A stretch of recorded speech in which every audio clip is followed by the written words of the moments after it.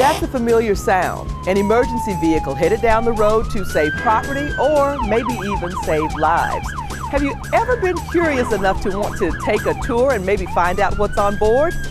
Now's your chance in this edition of Discover Irving.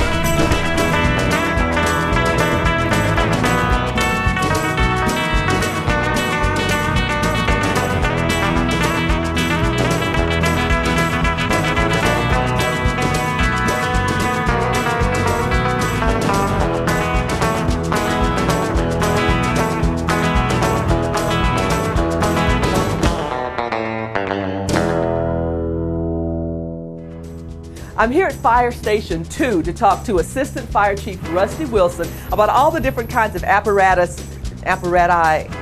equipment that firefighters use to do their jobs.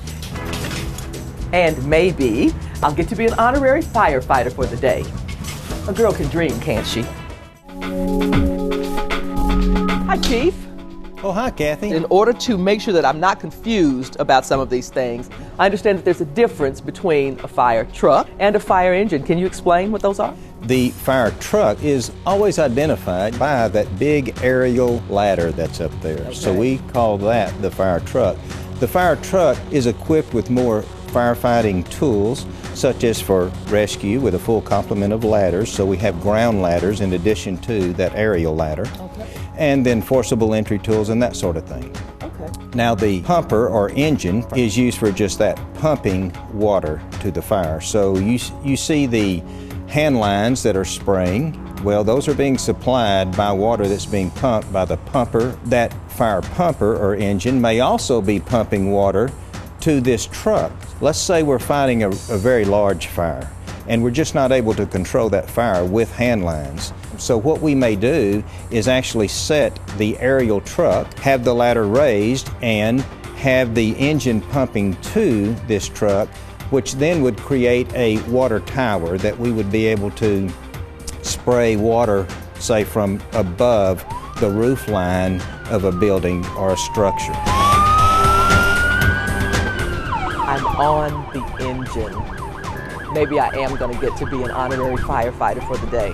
How many gallons of water do you guys transport on these engines? Well, typically an engine, and in the case of this and engines throughout the city, we have 500-gallon reservoirs that are already on this engine. So we actually are transporting water with us to the fire scene. So you can just fight fires all day long with that 500 gallons, right? Negative.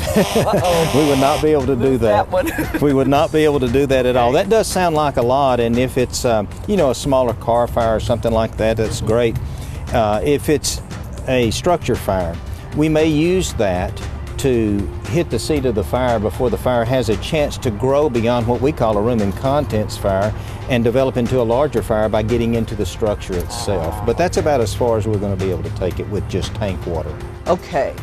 Is there a simple explanation for that? Because 500 gallons sounds like a lot of water, but there are hydrants all over the city that kind of lets me know that you guys have to have another source. Absolutely. So if, let's say we pull up and we have a fully involved structure and we have to pull a few lines and really take action quick, especially if we've got life safety involved and there's rescues involved and that sort of thing. Nozzles on these hoses are not like a garden hose nozzle. They're very large and capable of flowing large amounts and large volumes of water. If we're flowing 250 gallons of water per minute, you can do the math real quick. 500 gallons is going to last 2 minutes. And that's it. That's it. I really should not park my car by that hydrant. Absolutely not, because if there's a case of an emergency, we're going to be trying to establish a permanent water supply very quickly. People are very familiar with ambulances, but we don't necessarily know what's inside. And I noticed that there's an apparatus back here that is sort of special for Irving. It's very special for Irving. Not only is it special for Irving, it's a very unique system in that we are the first ones in the state of Texas to have purchased this system. And we are still, within the Metroplex area, the only ones that are equipped on our ambulances with this system. That's great, that's great. I understand that you guys were able to buy most of it with grant money? That is correct. We have a total of 8 frontline ambulances. 5 of those frontline ambulances were equipped from grant funding, which is very interesting, and the citizens, of course, could be proud of that, because one of these systems in and of itself, by itself, is $24,500 approximately. So for $122,500, we were able to equip 5 of the 8 frontline ambulances with these systems. Now, that saved the taxpayers of Irving, Texas, a lot of money. Yeah, that sounds like a really good win-win situation. A very good win-win. Anytime we can save those tax dollars, that's a good situation. Absolutely. So tell me about the power lift. How does it operate? It's all automatic in the sense that when let's say we go into a home because of an emergency medical situation, and we decide we're going to transport this person, then we can go ahead and come out, get the cot. It automatically comes out. You notice how easily I'm pulling this out now. It's amazing, yeah. So it is supported now by those arms under there of this power lift system. Well, you know what I'm going to ask you next, right? I can guess. Here I am once again.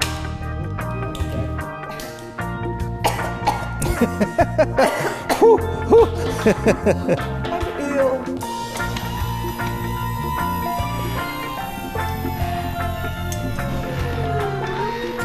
This is better than the State Fair of Texas.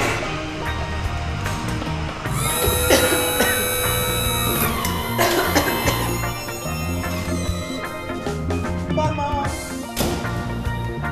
Okay. That's a wrap. See you. We have arrived at the hospital. It's time to unload Kathy, take her into the ER. You can see how easily and simply that rolls out.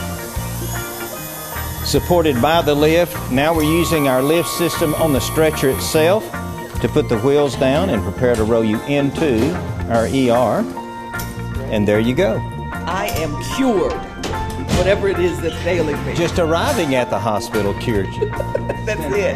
It's amazing. Once again, for our fabulous Irving firefighters. Well, we've seen the aerial truck that we're walking beside and its special functions for firefighting purposes. We've talked about the engine and how it pumps water to the fire, but we also have some other specialty pieces of equipment, one important one of which is the Hazmat. So let's go to Station 8 and look at the Hazmat truck. To my untrained eye, this looks like any fire truck or fire engine that I might see going down the street, except for one thing. Hazardous Materials Hazmat. Can you tell us what this truck is? Sure, this is our hazardous materials vehicle, and this is deployed when we have a call regarding a hazmat scene.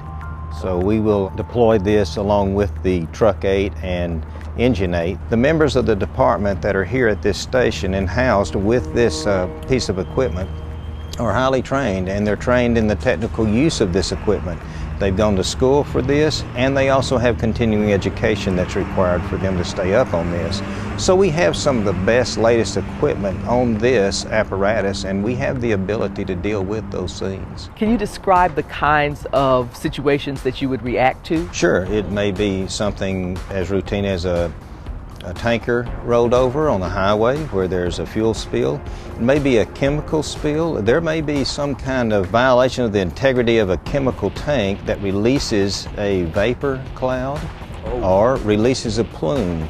That would be a problem on a day like today because it's windy. So we have to consider things like that and how toxic or how dangerous that plume or vapor cloud might be. And we have to have the ability to anticipate where that may disperse to for evacuation procedures. What is response time like in a situation like this? Would it be the same thing as in responding to a fire? With a fire scene, we're always operating in an offensive mode because generally we are attacking that fire. With a hazardous materials scene, we are completely opposite, and we immediately go to a defensive mode because we are not sending people in there until we are able to identify what material we're dealing with. We already have a victim, or if we have a contaminated person that's already in that scene or what we call the hot zone, the last thing we want to do is contaminate more people. So we want to make sure we are in that defensive mode, that we stand off and we do all we can to identify what's at that scene. Back during the 9/11 terrorist scare, there were these little white envelopes that would show up at the post office, and everyone was worried about anthrax. But you have a way of dealing with that also? Yes, we can respond to that. In fact, we have a kit. This BioCheck powder screening kit is something that we can use. This is able to determine quickly if it's a possibility of anthrax or not. What it does is it detects protein, and if we're able to go in there and take a sample of that, check it with this kit, then we can determine a lot of times right off, at least in general, it's not anthrax, or there's the possibility that it is anthrax. If there's a possibility, of course, we're going to do further screening and testing. What kinds of supplies are typically on a truck like this? This is just several kits that we have for dealing with maybe fuel spills, chlorine type incidents, that sort of thing. They may be plugging a drum, say, that's leaking, fuel tank, something like that, or if there's already material on the ground, maybe diking that, channeling that to another location and so forth, keeping it for sure out of the waterway. We want to keep it out of the storm drains and so forth. So we need to contain that so that it doesn't pollute the storm drain system. These are more containment type tools and so forth and equipment. Down here what you have is some of our detection kits. We need, again, to ID that material, so we have our Hazmat ID kit down here, and we can take a granule or a drop of liquid or whatever that is laser activated that will break that down. We have access to a national library of materials and chemicals, so we can identify that through that national library. That helps us a lot with IDing the different materials. We also have the radiological kit. We have the kit that can detect irritant gases and so forth. We have to have several different kind of gas meters a lot of times to maybe check, see if it's natural gas or whatever kind of gas it might be. So we have equipment to detect that also. And let's say we've gotten to a scene where we have been able to identify the material. We may know now what that material is and how to deal with it. So we have to determine what level of protection for our personnel needs to be implemented for them to go in and mitigate that scene. Well, Chief, as you can see, I'm one of those experiential learners. You know, I was always hard-headed. It helps me to have a real frame of reference. Can I just say that this is one of the heaviest things I have ever had on my back in the world, and this is not the heaviest tank that you guys wear. No, it's not. The other one's a little heavier, correct. Wow, okay, so now I understand what the air tank part is for, but I don't know what the gauges are. Can you explain these? Well, you've got to keep up with your air pressure while you're in the incident, obviously, so that is high pressure air in that tank. Since it's high pressure, it's got to be cut down to low pressure because now you're breathing through this breathing diaphragm. You would normally have a face piece on. We would lock this in so that you would now be breathing low pressure air on demand through this diaphragm. Wow. It's called a demand system, but it also has the ability to pressurize that face piece so that there's not fumes or vapors and so forth getting into that face piece mask around you, and then you can monitor your air supply right there. So that's keeping up with your air supply, letting you know how much you have left. When it gets down to a certain percentage, what's going to happen is that's going to create an alarm, and that tells you then when that alarm starts going off that you need to be headed out of that incident, out of what we call the IDLH, which is the immediately danger to life or health. Oh my gosh. So if you're inside a fire, you're wanting to get out. If you're inside a hazmat incident, let's say you're working in the hot zone, you have that encapsulating suit on over that tank, it's time to start thinking about getting out of there now because it's alarming you. You've got to deal with the weight of this tank, you've got to deal with this odd way of breathing, then you've got to deal with the heat that's got to be generated by having all of this inside one of these units. So you're feeling the weight of the air tank, you're breathing air now through this system and not atmospheric air. So you've now cut your physical stamina 10 to 20%, say. Now you're going to get into this suit and cut it even more. You have a viewfinder basically. If you turn, it does this, so you're not seeing anymore. You have to turn your whole body so that you can continue to see. It's very difficult to work because you also have to have your hands encapsulated, so now you've got gloves on. In a lot of our training, you have to actually go with those gloves and pick up like a paper clip or a coin And so you can get used to working in this environment. Wow. Yes, it's going to generate body heat. It's going to protect you, but the downside is it is going to generate body heat in that suit. We want it to be fully encapsulating. You want to have that ability to seal off vapors, liquid, chemical contaminants, and so forth. Right, anything that might be corrosive or acidic or anything that could cause a problem to your physical. And that is the exact type of material. Strong corrosive, strong acid, something like that would be the type of material you'd be dealing with in this type of suit. We've obviously got two different kinds of suits here. The yellow one seems to be a little bit lighter weight. I think you refer to it as a splash suit. Splash suit, level B suit. Okay. This is something that we might use, say, on a hydrocarbon fuel spill. Okay. Something that we've already identified. We know what we're dealing with. We just want to keep it off of us. Our structural firefighting gear is great for shielding us from high temperatures, but it's very porous. So we wouldn't want to wear like structural firefighting gear into a scene that we're dealing with a hydrocarbon fuel spill or something of that nature necessarily. We might put that on to deal with that fuel spill. That, of course, is lighter weight. So again, it doesn't cut down as much on the physical stamina and that sort of thing. If it's something less critical, something that's of less danger to you, obviously you're going to go with the lighter suit. Exactly. So that's what because you can be more efficient. Absolutely be more efficient, correct.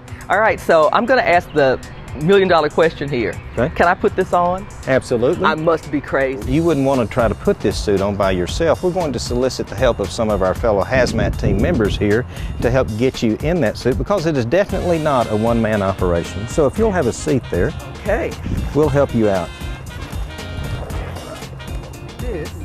Okay, so I have to take off my shoes. This is crazy. And so when you guys suit up like this, you actually have to get help from the other guys too. Oh, absolutely. Oh my God. We have to have a lot of people here and a lot of people helping. I'm starting to feel like the Michelin Man. You will look like the Michelin Man here A shortly. big orange Michelin Man. The material's very stiff, so I can Yes. see why you would need even for. You will lose a lot of your dexterity when you're in this suit, as you can well imagine. Yeah. And yet you have to go in and deal with mitigating this incident. Wow. So I'm going to lose 10 pounds by doing this, huh? Now you understand my motivation. Okay, now you stand up. Wow. Wow.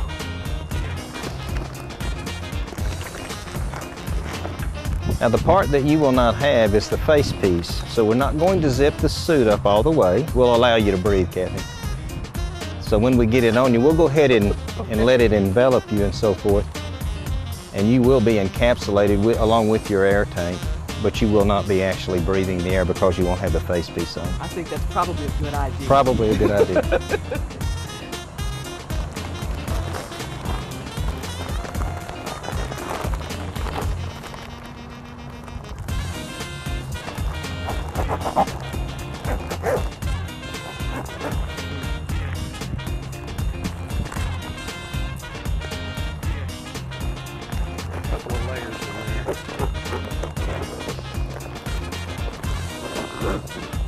I'm going to leave it open right here. Thank you. Yes, so you can have some air. Anyone have a coin? I'm ready to come out of this thing already. Kathy? This is crazy, and I can't unzip it. Could you pick that set of keys up for me? I can't even see the set of keys. Your vision is very impaired, but you have to deal with it. Good. Now let me try one more thing, see if you can do this. Now I'm going to have you pick up one key. Oh my God.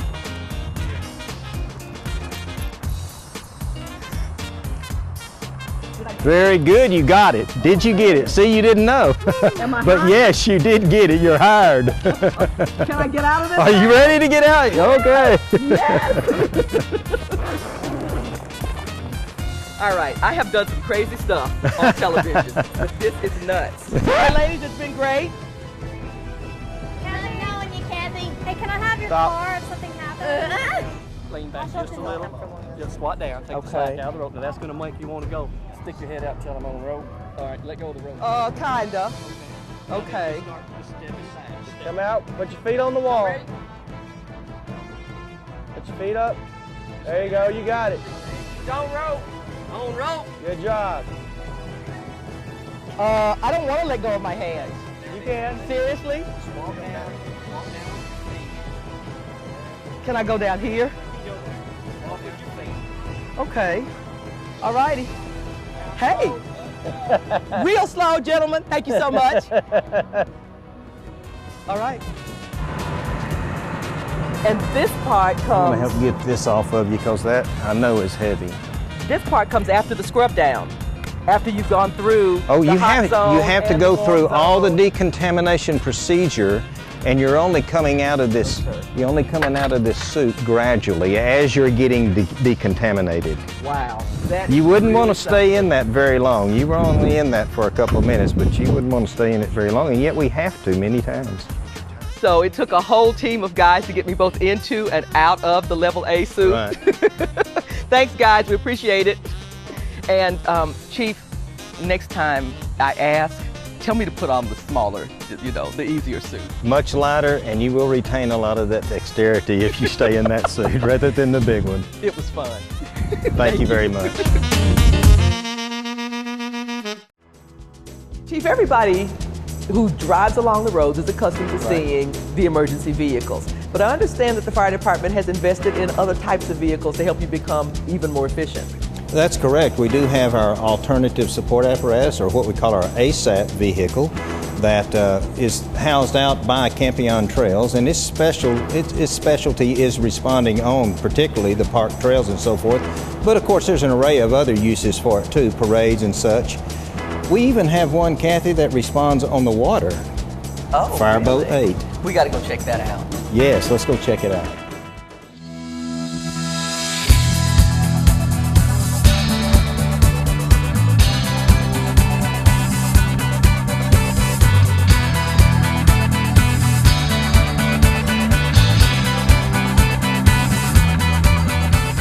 This is a Harbor Guard fireboat that we have stationed on the lake here at Lake Carolyn. This is driven by a 250 horsepower Mercury outboard engine, and it's capable of producing a 1,250 gallons per minute fire stream off the front of the boat. So it is for the protection of these areas where we have complexes and buildings or structures right up to the water's edge, and we simply don't have the accessibility to get a fire engine on the back side of that structure in the case of a fire.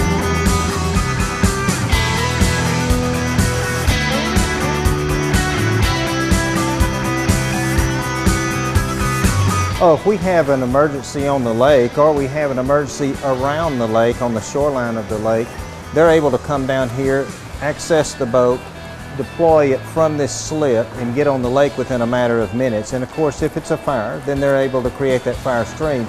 If it's a rescue, then they're able to implement that also. It's actually drawing the water right from the lake, from the bottom of the boat, through a pump that's in the rear, and then it's plumbed up to the front to this monitor that we use to create the fire stream up here in the front of the boat. There are two connections, one on either side, that allow us to connect hand lines to that too, so we can operate that way also.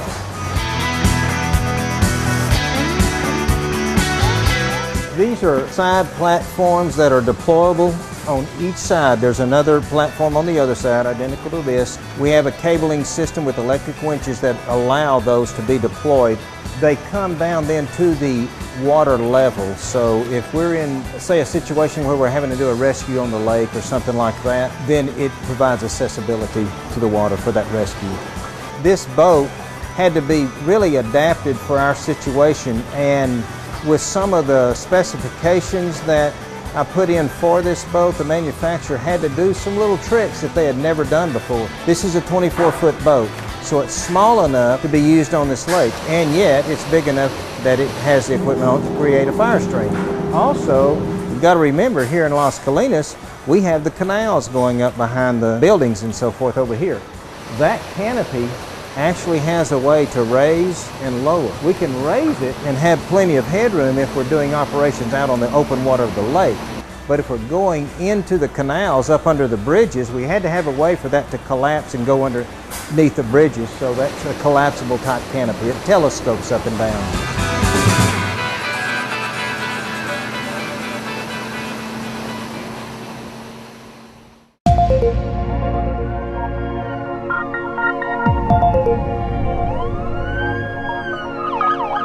We call it the ASAP vehicle, which is Alternative Support Apparatus.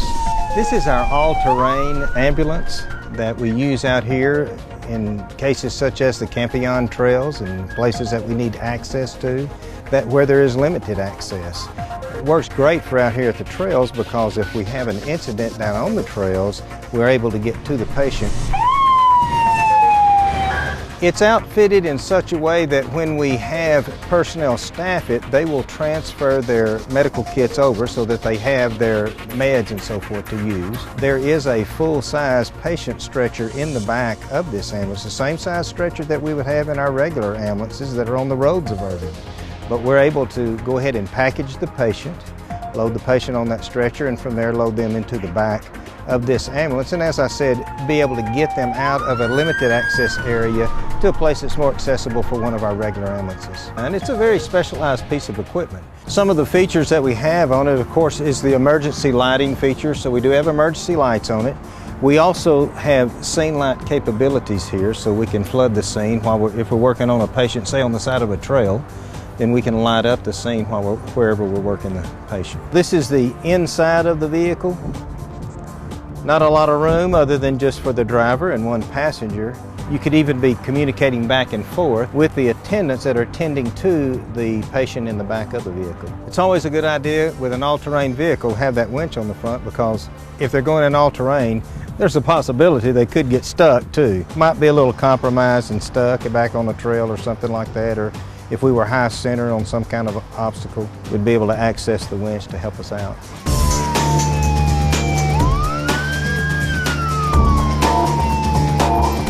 This is the back of the vehicle, and obviously you can see we have the patient stretcher on board now. You can see we have equipment in the back for working a CPR type event. We actually have the room and the capability to work a full-blown CPR.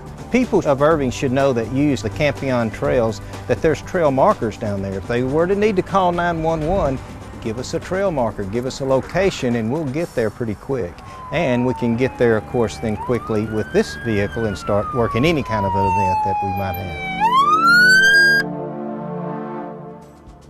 Well, Chief, thanks for spending some time with me today. I learned a lot. And I have one more question that I want to ask you. Okay. As folks are driving down the streets, myself included, and we happen to see the lights in our rearview mirror or hear the siren, what do you want us to know about what we should do to help our emergency personnel get to their destination swiftly and safely? Right. Well, and the answer is simple. Some of us may remember from our driver's ed course back when we were a little younger, the phrase, move right, move all the way right. When an emergency vehicle is responding, we're wanting you to move right so that we can pass on your left. Unfortunately, sometimes vehicles stop right in front of us, and we're always hesitant to pass on the right because that might be the time that they decide to move right, and that creates a problem. All right, so folks, you heard it here from the chief, from the authority. Move all the way right and let the emergency vehicles pass by. Absolutely. So that's it for this edition, and we'll see you next time on Discover Irving.